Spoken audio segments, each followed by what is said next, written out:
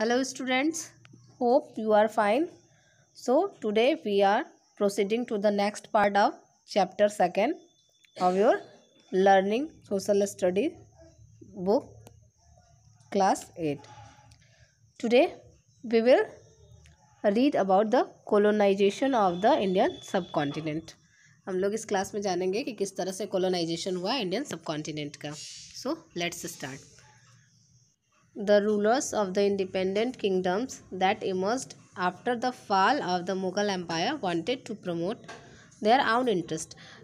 Mughal empire के पतन के बाद जो स्वतंत्र राज्य के जो शासक हुए वो अपने फ़ायदे के लिए चीज़ों को प्रोत्साहित किए अपने फ़ायदे के लिए. They gradually isolated themselves from one another, और धीरे धीरे वो एक दूसरे से अलग होते गए.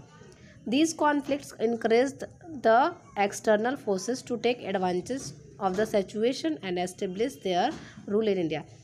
इस तरह से क्या हुआ, जब वो एक दूसरे को अपने से अलग करते गए तो इस तरह से कॉन्फ्लिक्ट जो था उनके बीच ये इनक्रेज किया. इससे क्या हुआ कि जो बाहरी जो लोग थे वो यहाँ पे इस सिचुएशन का फ़ायदा उठाए और अपना रूल इंडिया में स्थापित किए. Let us see how the EEIC achieved this in. चलिए देखते हैं कि किस तरह से EEIC ने इसको अचीव किया. In 1756, Alivardi Khan, the Nawab of Bengal, was succeeded by his maternal grandson Siraj-ud-Daulah. 1756 में अलवर्दी खान जो कि नवाब था बंगाल का, वो सक्सीड हुआ अपने मैटरनल ग्रैंडसन सिराजुद्दौला के द्वारा. He tried to check the EEIC's bid to extend the fortification of Calcutta and get the treasures the company had accumulated from the Bengal treasury at Dhaka. उसने कोलकाता का जो फोर्टिफिकेशन था उसका एक्सपेंडेशन करने और ढाका में बंगाल के खजाने से कंपनी द्वारा जमा किए गए खजानों को प्राप्त करने के लिए EEIC की बोली की जांच करने की कोशिश की.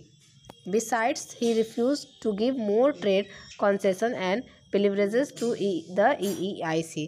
इसके अलावा उन्होंने EEIC को अधिक व्यापारिक रियायतें और विशेषाधिकार देने से भी मना कर दिया. So the company started conspiring with the rivals of Sirajuddaulah to overthrow him. इसीलिए कंपनी ने कॉन्स्पायरिंग करना स्टार्ट कर दिया जो सिराजुद्दौला के जो विरोधी थे उसके साथ. When Sirajuddaulah learned about it, he marched with his soldiers to the EEIC's Qasim बाज़ार फैक्ट्री एंड कैप्चर्ड इट. जब सिराजुद्दौला को इसके बारे में पता चला तो उसने अपने सोल्जर्स के द्वारा मार्च किया EEIC's कासिम बाज़ार फैक्ट्री पे और उसको कैप्चर कर लिया. He also captured the EEIC's Calcutta headquarters and compelled the officers to surrender. और उसने क्या किया, कैप्चर कर लिया EEIC's का जो कलकत्ता का हेडक्वार्टर था वहाँ पे भी उसने कैप्चर कर लिया और मजबूर कर दिया ऑफिसर्स को सरेंडर करने के लिए. इसके बाद हुआ बैटल ऑफ प्लासी और बैटल ऑफ बक्सर. सबसे पहले हम जानेंगे battle of Plassey. When the news of the English defeat reached Madras, Robert Clive was dispatched with a strong troop to recapture Calcutta. जब ये न्यूज़ पहुंचा तो इंग्लिश ने डिफीट करने को सोचा और वो मद्रास पहुंच गए. रॉबर्ट क्लाइव जो थे उन्होंने एक स्ट्रांग ट्रिप के साथ फिर से मतलब एक स्ट्रांग सेना के साथ फिर से रिकैप्चर कर लिया कलकत्ता को, फिर से अपने अधिकार में कर लिया. The British forces under Clive recaptured Calcutta conspiring with Mir Jafar the commander in chief of Sirajuddaula. और ये कैसे हुआ, जो ब्रिटिश फोर्स था जो क्लाइव के अंडर में था उन्होंने कलकत्ता पे फिर से अपना अधिकार कर लिया. और ये कैसे किए, ये जो सिराजुद्दौला का जो कमांडर इन चीफ था मीर जाफ़र उसके साथ मिलके उन्होंने ऐसा किया. They also manage to win over other important members of Sirajuddaullah's court such as Jagat Seth, a banker, and Omi Chand, a rich merchant. और इसके साथ ही साथ उन्होंने ये जो जीत हासिल की, उन्होंने सिराजुद्दौला के जो इम्पोर्टेंट मेंबर्स थे, सिराजुद्दौला के दरबार के जो इम्पोर्टेंट मेंबर्स थे उनके साथ मिल के उन्होंने ये जीत हासिल की. जैसे जगत सेठ जो कि सिराजुद्दौला का एक बैंकर था और ओमी चंद जो कि वो एक रिच मर्चेंट था. With their support the British forces defeated the forces of Sirajuddaula in the battle of Plassey in 1757। और इन्हीं लोगों के सपोर्ट के द्वारा जो ब्रिटिश फोर्स थे उन्होंने हरा दिया सिराजुद्दौला के फोर्सेस को। किस बैटल में? बैटल ऑफ प्लासी में 1757 में। After this victory the EEICs became the real power in Bengal. और इस जीत के बाद EEIC जो था वो बंगाल में, मतलब बोल सकते हैं कि एक रियल पावर के रूप में उभरा बंगाल में।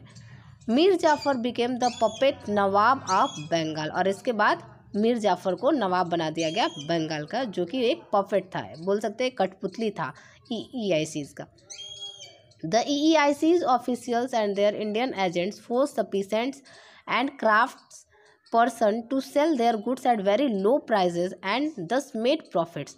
और इसके बाद EEICs के जो ऑफिशियल थे और जो इंडियन एजेंट थे वो मजबूर करते थे किसानों को, और जो क्राफ्ट पर्सन थे उनको मजबूर करते थे कि वो अपने सामानों को बहुत कम प्राइस पे, बहुत कम मूल्य पे बेचे, और इस तरह से वो बहुत ज़्यादा प्रॉफिट कमाते थे।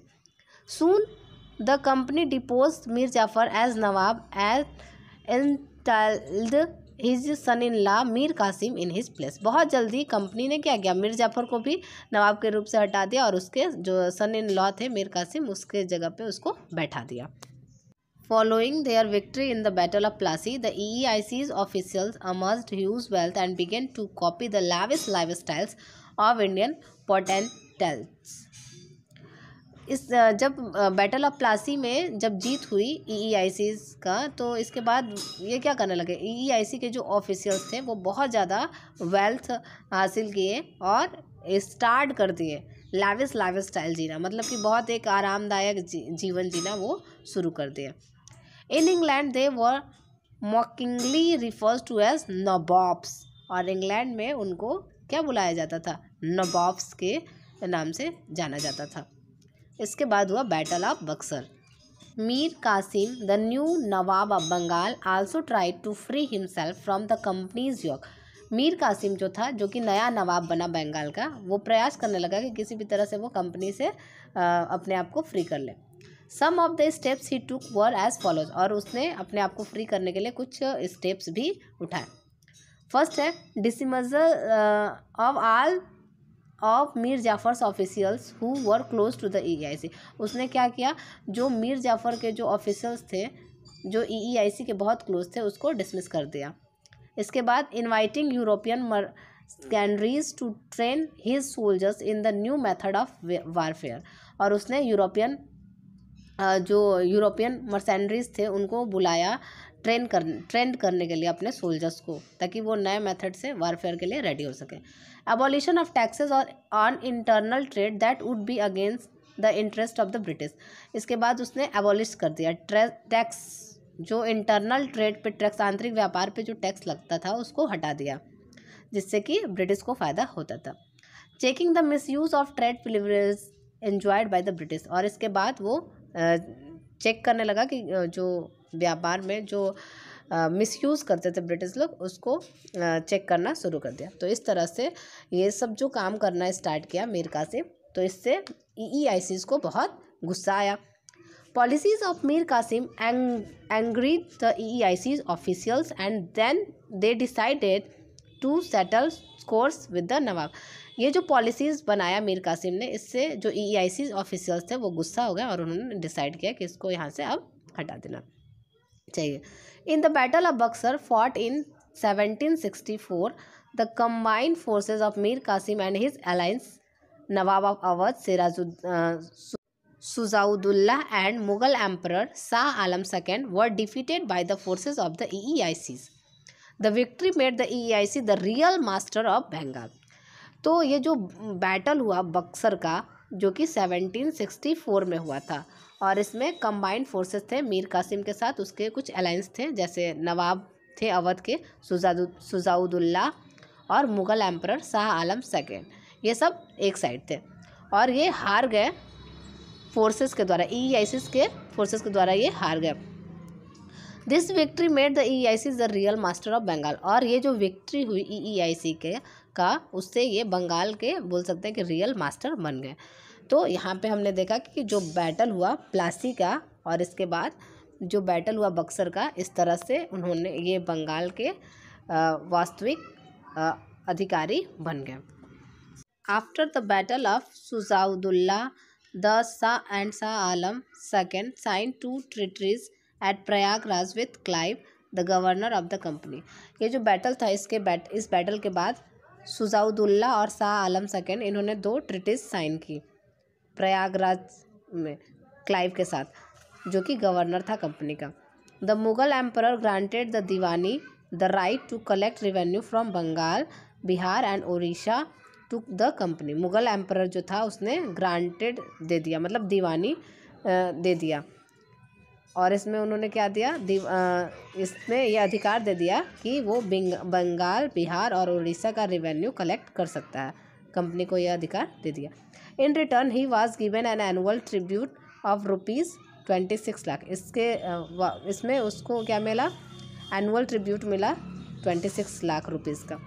The nawab of Awadh had to pay an indemnity of ₹50 lakh. In lieu of this, his kingdom was restored to him as a British protectorate. नवाब जो थे अवध के, इनको इंडेमनिटी पे 50 लाख रुपीज़ पे करना पड़ा, और इसके बाद इनका जो किंगडम था उसको रिस्टोर किया गया ब्रिटिश प्रोटेक्टोरेट के द्वारा, एक ब्रिटिश प्रोटेक्टोरेट के रूप में रिस्टोर किया गया। The grant of the enabled the EICs to use the vast revenue resources of Bengal to purchase cotton and silk textiles in India, maintain the company's troops and build forts, factories and offices.